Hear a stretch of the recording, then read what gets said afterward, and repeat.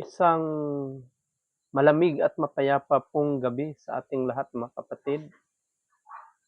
Sa oras na ito ay pag-aralan po natin o patuloy po tayo mag-aral ng salita ng Diyos upang maipalaganap po natin ang salita ng Diyos or the Word of God. Sa oras na ito ay pag-aralan po natin ang buhay ni Naaman, the life of Naaman. Kung saan po ay may makukuha po tayong lessons dito. Ang kanyang faith, obedience, and transformation. Hindi lamang po sa physical, ngunit sa spiritual na mga bagay. No? Ang istorya po ng buhay ni Naaman, kung saan po ay binago ang kanyang pagkatao, hindi lamang sa physical na bagay, ngunit sa spiritual, gaya nga ng sinabi ko. Sa kanyang istorya po, ay makikita po natin ang kanyang pride. Then, may pride man siya, ngunit andun din po ang kanyang humility, kagalingan at transformation po. Ito po ay napakalaga po na reminder na ang pamamaraan po ng Panginoon ay hindi po atin, no? God ways are not our ways. At minsan po, ang daan po ng kagalingan at pagkabago ng isang tao, yung transformation po ng isang tao, ay minsan po mangyayari sa hindi natin inaasahan na lugar o situation. Hallelujah, praise God. Bago po natin ipatuloy ang salita ng Diyos, basahin ko muna po ang 2 Kings chapter 5 verses 1 to 19 upang sa ganun po ay maintindihan po ng lahat ng tagapakinig at tagapagsubaybay po natin saan man dako ng mundo. Sabi dito sa 2 Kings chapter 5 verses 1 to 19. Now Naaman was commander of the army of the king of Aram. He was a great man in the sight of his master and highly regarded, because through him the Lord had given victory to Aram. He was a valiant soldier, but he had leprosy. Verse 2. Now bands of raiders from Aram had gone out and had taken captive a young girl from Israel. And she served Naaman's wife. She said to her mistress, if only my master would see the prophet who is in Samaria, he would cure him of his leprosy. Naaman went to his master and told him what the girl from Israel had said. By all means go, the king of Aram replied. I will send a letter to the king of Israel. So Naaman left, taking with him 10 talents of silver, 6,000 shekels of gold, and 10 sets of clothing. The letter that he took to the king of Israel read, with this letter I am sending my servant Naaman to you, so that you may cure him of his leprosy. As soon as the king of Israel read the letter, he tore his robes and said, Am I God? Can I kill and bring back to life? Why does this fellow send someone to me to be cured of his leprosy? See how he is trying to pick a quarrel with me. When Elisha, the man of God, heard that the king, nung nalaman na po ni Prophet Elisha, that the king of Israel had torn his robes, he sent him this message: "Why have you torn your robes? Have the man come to me, and he will know that there is a prophet in Israel." So Naaman went with his horses and chariots, and stopped at the door of Elisha's house. Elisha sent a messenger to say to him, "Go, wash yourself 7 times in the Jordan, and your flesh will be restored, and you will be cleansed." But Naaman went away angry and said, "I thought that he would surely come out to me and stand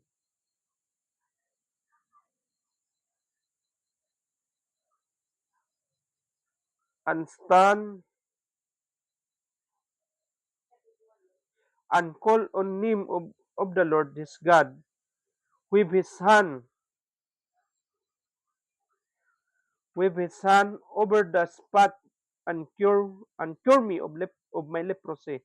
Are not Abana and Parpar, the rivers of Damascus, better than all the waters of Israel? Couldn't I wash in them and be cleansed?" So he turned and went off in a rage. Naaman's servants went to him and said, "My father, if the prophet had told you to do some great thing, would you not have done it? How much more then when he tells you, 'Wash and be cleansed'?" So he went down and dipped himself in the Jordan 7 times, as the man of God had told him, and his flesh was restored and became clean like that of a young boy. Then Naaman and all his attendants went back to the man of God.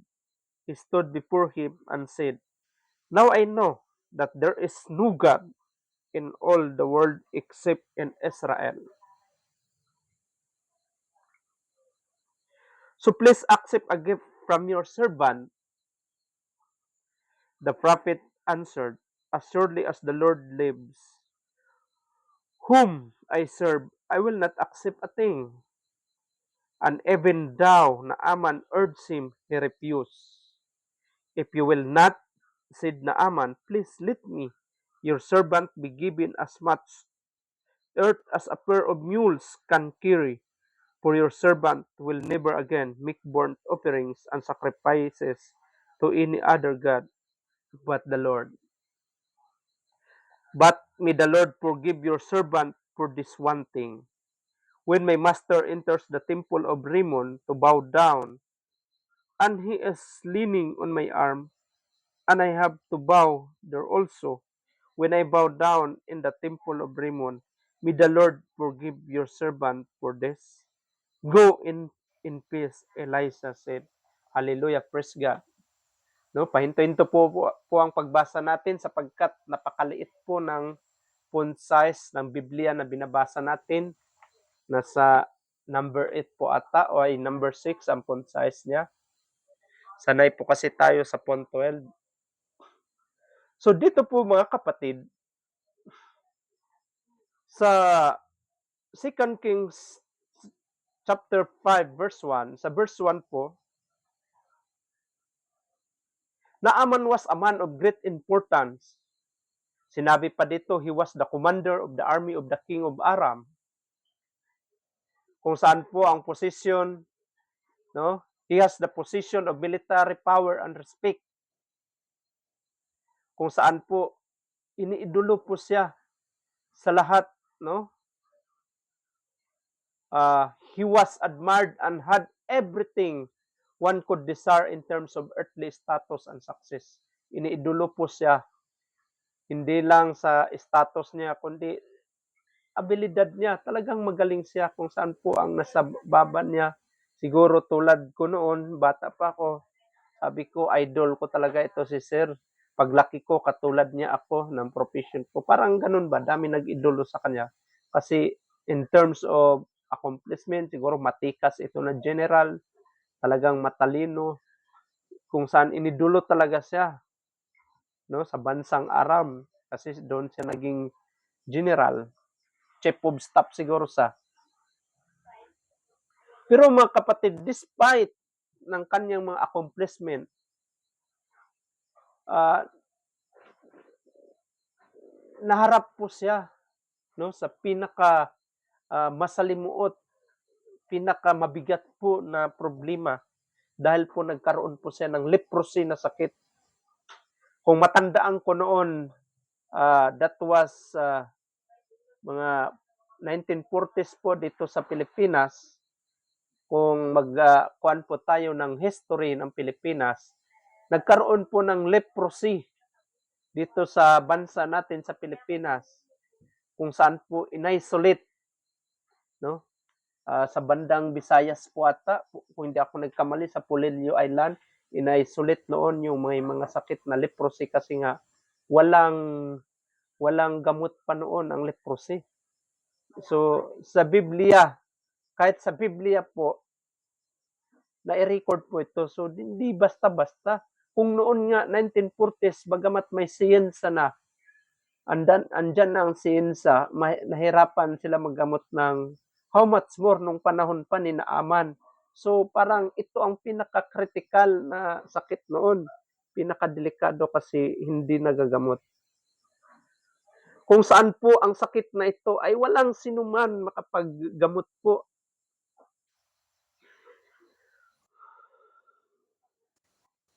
No matter po how powerful or wealthy, kung gaano man po kayaman, ka-powerful si Naaman, ngunit wala po siyang, no? Walang sino man po na makapaggamot sa kanyang sakit. Ano ang lesson natin, mga kapatid? Alam niyo, mga kapatid, no matter how successful we are sa mata ng mundo po, sa mata ng tao, in the eyes of the world, lahat po tayo, no? We all face challenges. Lahat po tayo ay may mga challenges sa buhay. Para po ipaalala sa atin na mayroon po tayong mga limitasyon bilang isang tao. Ang tao po kasi ay may limitasyon po. Hindi siya gaya ng Panginoon na sinabi sa Ephesians chapter 3 verse 20 na that God is able to do. No, able ang Panginoon to do exceedingly abundantly beyond we ask or think. So doon pa lang po, ang Panginoon ay limitless po ang Diyos, hindi gaya ng tao limitado. So dahil po sa sakit na nangyari po kay Naaman, yan po ay pinapaalala po ng Panginoon. Kahit general ka, ikaw na lahat dyan, pinakamataas ka, limitado pa rin ang iyong kakayanan, limitado pa rin ang iyong power. So yun po ang dahilan, mga kapatid. Kahit anong anong presidente man tayo, hari tayo sa isang bansa, ano man ang lakas natin, ano man ang estado ng buhay, may limitasyon po ang tao. So gaya po ni Naaman, kailangan po i-acknowledge po natin na kailangan pa rin natin ang Panginoon sa lahat ng mga pagsubok. Gaya ni Naaman po, kung saan po ay sinubok siya. Tinest siya ng tadhana po ng pagkakataon ng siya ay dinapuan po ng sakit na leprosy. So dito naman po sa verses 2:14, sa binasa natin kanina sa 2 Kings chapter 5 pa rin, sa verses 2-4, ito po ay patungkol sa servant girls po, isang paniniwala po, faith ng isang babae.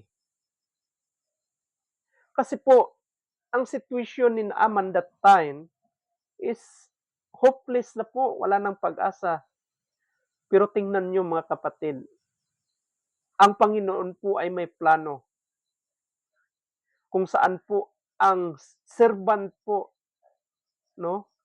Hindi kilala ang babae, alipin po na galing sa Israel. Kung saan po ay naging captured pa siya, prisoners of war, kumbaga. Kung saan dinala sa pamamahay po ni Naaman para maging servant doon. Kung saan po ay nag-suggest siya na kailangan hanapin ni Naaman si Prophet Elisha sa Israel para po gagaling siya. Itong babae na ito sa napakababa po na kanyang posisyon kasi nga servant siya.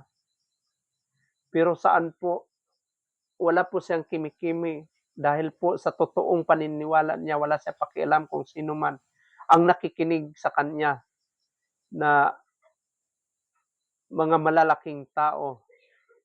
Pero pinanindigan niya, talagang sinabi niya yung kanyang faith na gagaling siya pag mahanap niya yung propeta na nasa Israel, na si Elisha, na siyang magpagaling sa kanya. Kasi po naniniwala siya sa power of God, no? Ang kapangyarihan po ng Panginoon na kayang gamutin si Naaman. Despite po kahit nagiging prisoner of war po siya, no? Kasi nahuli nga siya. Isa siya sa mga kasi magkaaway noon ang Aram at saka Israel according to the Bible sa binasa po natin. Alam nyo, ang lesson po natin dito mga kapatid, ang Panginoon po ay pwedeng gumamit sino man. Kahit na po yung pinakamababang uri po na hindi natin ini-expect po para po magkaroon tayo ng relasyon sa Panginoon, sa Diyos Ama na nasa langit. Kung saan po ang paniniwala po ng isang servant ay siya po ang daan para po sa kagalingan ni Naaman po, hindi lamang po kagalingan, kundi nagkaroon po ng transformation sa kanyang buhay, no? Kung saan po nagpaalala po sa atin na ang Panginoon po ay gumagawa po ng mga misteryosong mga milagro na pamamaraan po sa lahat po ng klase ng tao. Hindi po namimili ang Panginoon, mayaman ka man, pobre ka, alipin ka, pag ikaw ang gamitin ng Diyos. Minsan po, may gamitin po ang Panginoon para maligtas po tayo. Magiging lalapit po tayo sa Panginoon. Hindi natin alam kung sino yung nasa paligid natin, alipin man natin, o kaibigan, pinsan, o ano man dyan, isang driver, tricycle driver, o kahit yung labandera mo sa bahay mo, may possibility na siya ang gamitin ng Panginoon para makilala mo si Jesus Christ, para mapalapit ka kay Jesucristo. Kaya naman po mga kapatid, hindi natin pwede i-underestimate ang kahit na napakaliit po na paniniwala po ng tao. Lalong-lalo na po ang paniniwala natin sa Panginoon. No?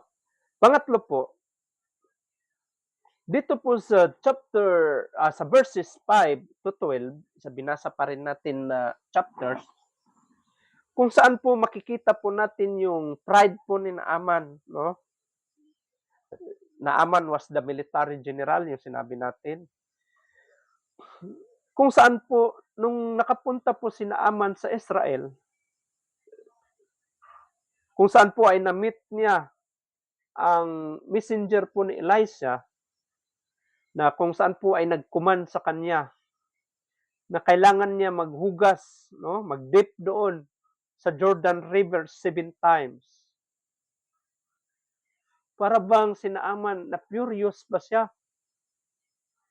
Nagtaka siya, parang hindi siya mapakali, para bang na kung sa Bisaya pa natandog ang pride niya, nagalaw ang pride niya.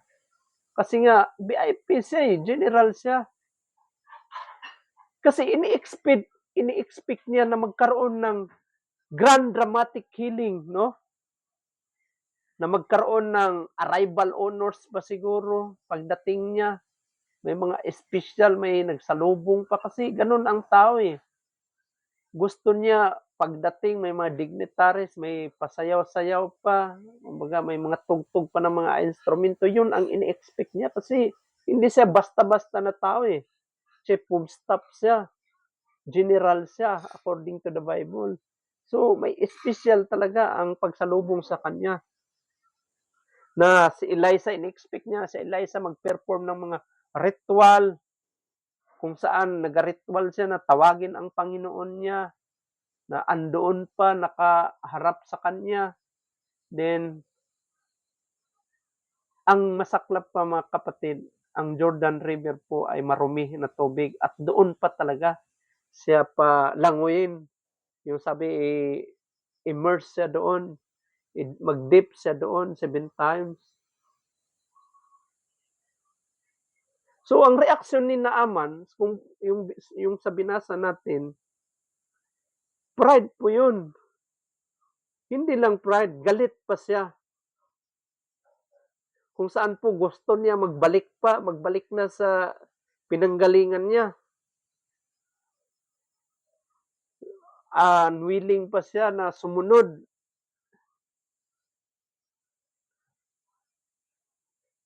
sa napakasimple sana na gawin niya. Simpleng kuman lang sana na maghugas lang pero galit siya kasi nga nakuan yung pride niya eh. Bakit ganon? Pero ang maganda nito, may servant siya na talagang nag-insist sa kanya. Sabi niya, if the prophet had told you to do some great thing, would you not have done it? Sabi niya, hindi mo pa gawin?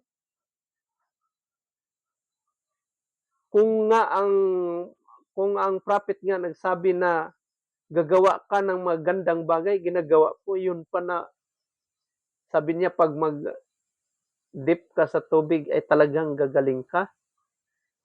So doon parang nabuksan ang isipan ni Naaman.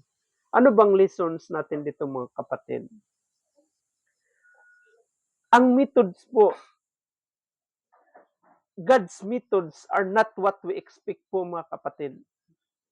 We can be tempted to reject simple solution because they don't fit our expectation or pride.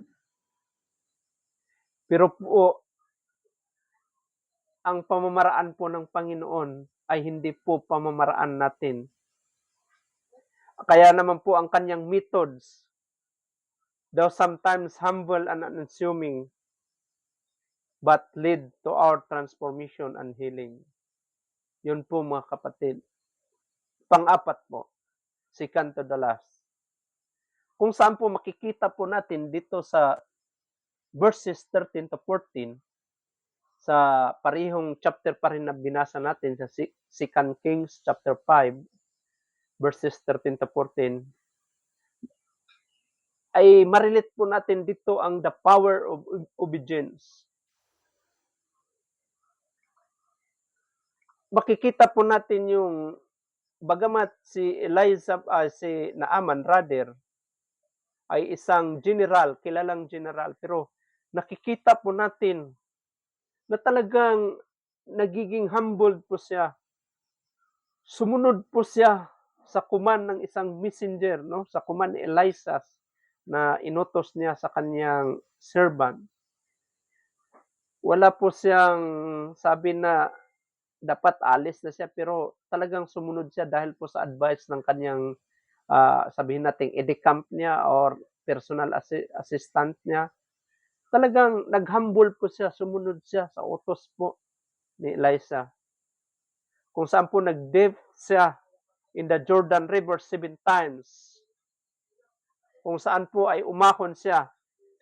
Ang kanyang skin po na-restored po. Kung saan po ay gumaling siya. Kaya naman po, Naaman's obedience led to his physical healing.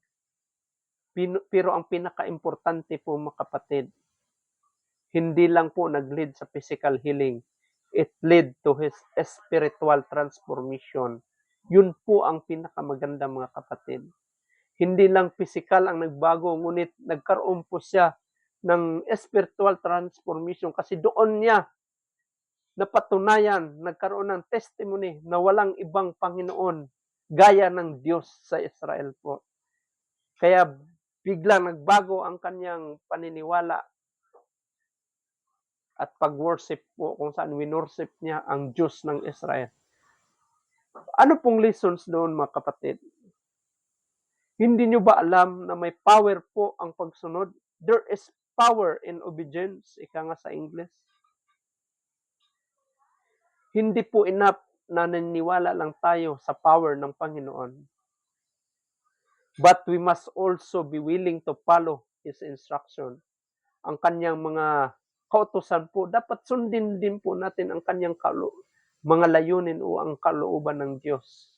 Kung ano po ang sinasabi niya sa Biblia po, ang kanyang mga instructions. Hindi lang po